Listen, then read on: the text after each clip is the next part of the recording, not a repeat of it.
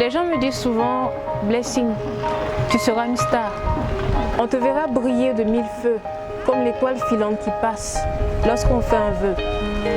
On te verra un jour à la télé, en train de recevoir un prix, une médaille. Et on va juste sourire et dire, c'est Blessing. J'ai toujours su qu'elle allait y arriver. Tout ça est beau, tout ça est magnifique, étonnant, incroyable. Mais laissez-moi vous dire que mon centre d'attention a changé. Je ne vise plus la célébrité. J'ai un objectif plus élevé. Peu m'importe le niveau de succès que j'ai dans ce monde. Peu m'importe les millions, les billions, les milliards ou les dollars. Tout ça n'est rien. Tout ce que je veux, c'est aller au ciel un jour. Pour être franche avec vous, il m'a fallu du temps pour parler de moi avec autant de confiance. Parce que le monde me disait que je devais ressembler à quelqu'un d'autre. Les gens me disaient, regarde-toi, tu es mince, tu es grosse, tu es noire, tu es courte, tu ne ressembles à rien. J'avais si mal que tout ce que je voulais était disparaître. C'était pas ma faute, Dieu m'avait créé ainsi, mais le monde ne le comprenait pas. C'est ça le problème avec les gens du monde. On vous trouve cool si vous avez les habits les plus beaux, si vous avez les derniers gadgets. On vous trouve incroyable si vous fumez, vous buvez ou vous couchez. On vous trouve super si vous avez Facebook, Messenger, Twitter, WhatsApp, Snapchat, Instagram et j'en passe. Mais ce que vous ne réalisez pas est que vous êtes déjà parfait. Et ce sourire que vous avez sur votre visage est le plus beau qu'il soit. Mais personne ne peut le voir parce que vous filtrez vos photos et les maquillez en noir. Et la vie continue. Vous continuez à grandir, votre estime en vous-même diminue. Focalisez sur ce que tout le monde pense. Non, pas tout le monde sauf Dieu. Le monde dans lequel on vit se définit par les nouvelles technologies, les téléphones dernier cri. Et de là-haut, Dieu nous regarde et se dit, mes enfants, qu'est-ce que vous faites?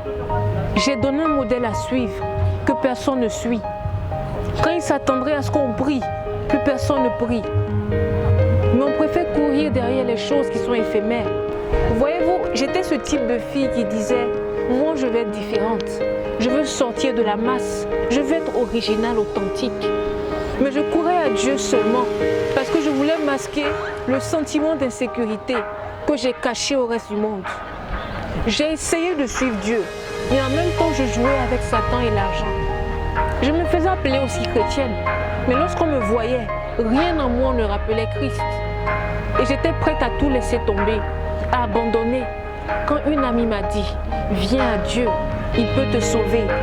Et laissez-moi vous dire que Dieu a effacé mes péchés comme si rien n'avait existé. Il aurait pu venir à n'importe quel moment de ma vie, mais il a choisi cet instant précis.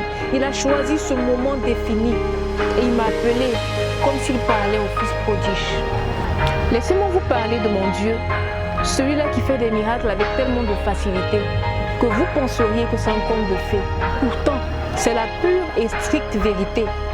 Ce Dieu dont je parle a déplacé les montagnes, il a ressuscité les morts, il a calmé la tempête, même les vents lui obéissent.